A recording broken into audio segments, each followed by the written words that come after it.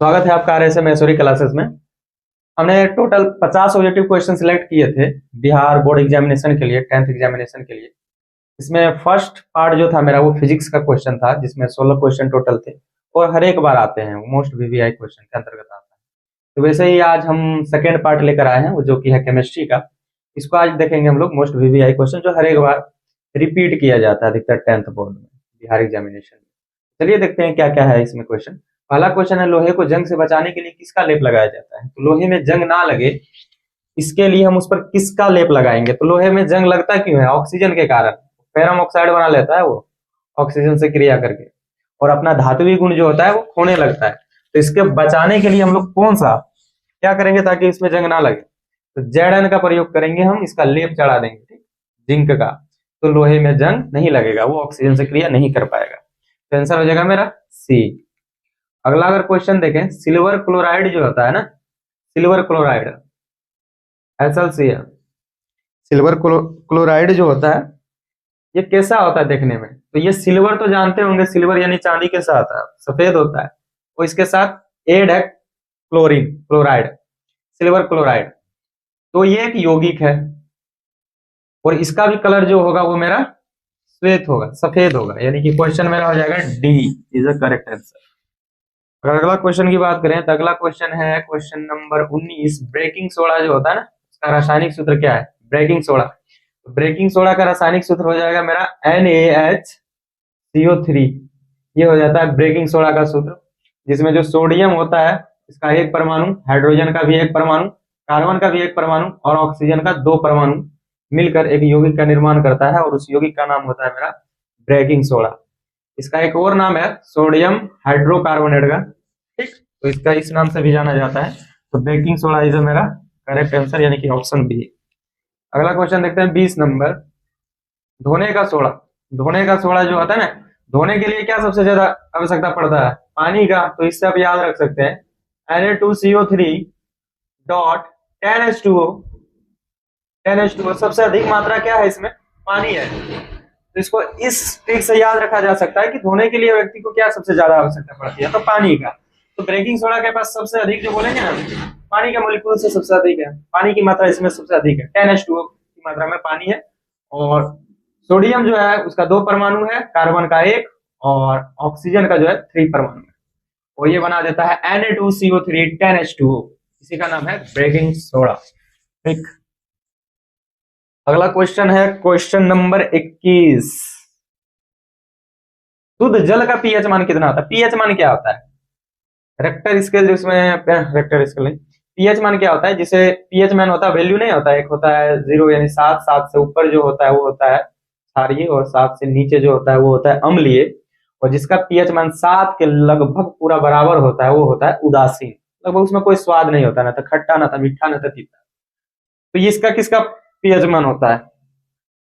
शुद्ध जल का। तो ये क्या जल कैसा होता है? स्वादहीन होता है, इसलिए इसका पीएच मान कितना होगा? 7 होगा। तो 7 इज मेरा करेक्ट आंसर। क्वेश्चन नंबर अगला देखें, 22 नंबर क्वेश्चन। किस धातु को चाकू से आसानी से काटा जा सकता है? तो एक धातु है जिसका परमाणु संख्या 11 है, जिसका नाम है सोडियम। ये एक धातु है। धातु क्यों है? क्योंकि अगर इस अष्टक नियम से देखें तो पहला ऑर्बिट में 2 इलेक्ट्रॉन और दूसरे ऑर्बिट में 8 इलेक्ट्रॉन, और इसके पास एक्स्ट्रा 1 इलेक्ट्रॉन बच जाता है। तो ये अपने अष्टक पूरा करने के लिए 1 इलेक्ट्रॉन क्या कर देगा? दे देगा, और अपने आप को धातु बना लेगा। तो यही एक धातु है जो इतना नॉर्मल होता है जिसको आसानी से चाकू से काटा जा सकता है, ठीक। तो sodium is a correct answer, यानी कि अगर संकेत के तौर पर भी अगर दिया होगा, सोडियम नहीं लिखा होगा तो Na लिखा होगा, तो Na आपका सही होगा। Na प्लस लिखा जा सकता है क्योंकि प्लस ये इलेक्ट्रॉन्स को डोनेट करता है, इलेक्ट्रॉन को त्यागता है। तो सी इज अ करेक्ट आंसर। अगला देखते हैं क्वेश्चन नंबर 23। सबसे कठोर प्राकृतिक पदार्थ क्या है? सबसे कठोर प्राकृतिक पदार्थ हीरा को माना जाता है, क्योंकि कार्बन का एक अवरूप होता है। डी नंबर मेरा सही आंसर होगा। पीतल, ब्रास। ब्रास क्या है? तो ब्रास जो होता है ना, एक मिश्र धातु होता है, पीतल, ठीक। पीतल एक मिश्र धातु होता है, और इसको कांच और नहीं, कांच नहीं, पीतल को शायद ये जस्ता Zn और Cu, कॉपर, Zn जिंक और कॉपर दोनों का मिश्रण होता है पीतल, यानी कि ये मिश्र धातु है, दोनों को मिलाने से इसको तैयार किया जाता है। तो पीतल मेरा क्या होगा, धातु, उपधातु, मिश्र धातु, नहीं, सी नंबर होगा मेरा मिश्र धातु। तो सी इज मेरा करेक्ट आंसर। अगला क्वेश्चन देखिए 22, आधुनिक आवर्त सारणी में वर्गों की संख्या कितनी है? वर्गों की संख्या देखिए दो चीज होता है, एक आवर्त होता है, एक वर्ग होता है, ठीक। तो कुछ पीरियोडिक टेबल कुछ ऐसे होता है, और इंग्लिश में इसे बोलते हैं कॉलम, जो लंबवत होता है ना उसे कॉलम बोलते हैं, और ये होता है हॉरिजॉन्टल एक ऐसे। और ये टोटल जो होता है इसको बोलते हैं रो, इसको बोलते हैं रो, ठीक, और इसको बोलते हैं कॉलम, वर्ग बोलते हैं। तो वर्गों की संख्या टोटल कितनी हो जाएगी? ये वर्गों की संख्या टोटल जो होगी वो 18 होगी। लंबवत जो कॉलम की तरह जो होगा ना उसकी संख्या 18 होगी, और टोटल रो जो होगा आवर्त, टोटल रो उसकी संख्या जो होगी वो मेरा कितना होता है? 7 होता है।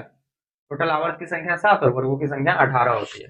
अगर इंग्लिश में पूछे तो ये रो की संख्या टोटल हो जाएगी 7 और कॉलम की संख्या टोटल हो जाएगी 18। तो 18 इज माय करेक्ट आंसर है, सी नंबर। अगला क्वेश्चन देखें तो क्वेश्चन नंबर 26, मेथेन जो होता है CH4, इसमें कितने सहसंयोजक बंधन होते हैं? तो मेथेन देखिए सी है और हाइड्रोजन की संख्या कितनी है? 4, हाइड्रोजन की संख्या 4 है। और सहसंयोजक बंधन कोवलेंट बॉन्ड कब बनाया जाता है? जब बराबर मात्रा में इलेक्ट्रॉन आपस में साझा करते हैं ना तो कोवलेंट बॉन्ड का निर्माण होता है। जैसे हाइड्रोजन के पास एक इलेक्ट्रॉन, इसके पास भी, इस हाइड्रोजन के पास भी, और इसके हाइड्रोजन के पास भी। और कार्बन का परमाणु संख्या कितना हो जाएगा? 6। इसके लास्ट ऑर्बिट में इलेक्ट्रॉनों की संख्या कितनी? 4 होगा, हाँ 4, पहला 2 और लास्ट ऑर्बिट में 4। इसको अष्टक पूरा करने के लिए कितना चाहिए? 4 और चाहिए। तो ये सबसे क्या करेगा? एक इलेक्ट्रॉन साझा कर लेगा, और हाइड्रोजन भी इससे एक इलेक्ट्रॉन साझा कर लेगा और दोनों अपना अष्टक पूरा कर लेगा। हाइड्रोजन के पास 2 इलेक्ट्रॉन अपना पूरा हो जाएगा, और अगर इससे गिने तो इसके पास 8 पूरा हो जाएगा। यानी एक इलेक्ट्रॉन साझा करके यह सहसंयोजक बंधन का निर्माण करेगा। तो टोटल कितना बंधन है इसमें? 4 बंधन का निर्माण करेगा।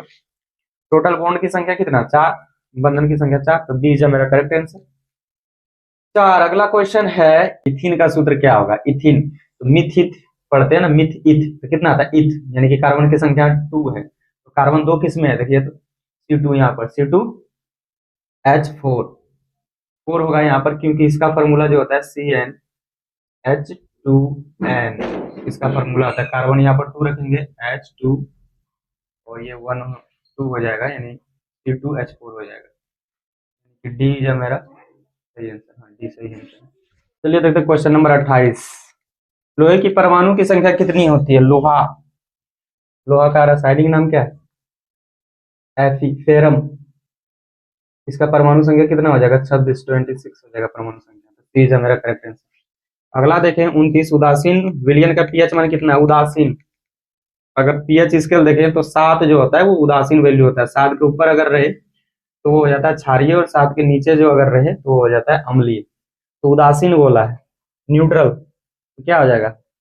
7 के बराबर हो जाएगा, 7 से कम, 7 से अधिक, 7 होगा सही नंबर। अगला क्वेश्चन है अष्टक का नियम किसने दिया? अष्टक का नियम ये सारे गामा ध प नि सा इस पर ही दिया है, लॉ ऑफ ऑक्टेव, ठीक, अष्टक का नियम। और ये अष्टक का नियम जो दिया है वो किसने दिया है? तो इसका आंसर क्या होगा? मेंडलीफ, न्यूजीलैंड ने, 2 बार आई मोसिले ने, क्या होगा? न्यूजीलैंड ने, बी नंबर, बी, हाँ बी मेरा हो जाएगा सही आंसर। ल्यूलेंस ने दिया, सारे गामा द प नि सा इसी पर बनाया है अष्टक नियम, विस्तार से देख सकते हैं। आगे है मेंडलीफ की आवर्त सारणी का आधार क्या है? मेंडलीफ का जो आवर्त सारणी जो मेंडलीफ ने बनाया था उसका क्या आधार था? तो उसका आधार क्या है? मेंडलीफ का परमाणु द्रव्यमान पर आधारित था मेंडलीफ का आवर्त सारणी। और आधुनिक आवर्त सारणी जो है उसका आधार क्या है? उसका आधार है परमाणु संख्या। और मेंडलीफ का जो आवर्त सारणी था वो है परमाणु द्रव्यमान के आधार पर, एटॉमिक मास के आधार पर बनाया गया था मेंडलीफ आवर्त सारणी। तो बी जो मेरा सही आंसर हो जाएगा, परमाणु द्रव्यमान पर। 22 नंबर है सोने की शुद्धता किसमें मापी जाती है? सोने की शुद्धता किसमें मापी जाती है? कैरेट में। सी जो सही आंसर, सी मेरा सही आंसर होगा। तो ये था मेरा कुछ VVI 10th एग्जामिनेशन के लिए केमिस्ट्री का। फिजिक्स का तो ऑलरेडी हो चुका है, और अगला हम देखेंगे अगले पार्ट में जीव विज्ञान का।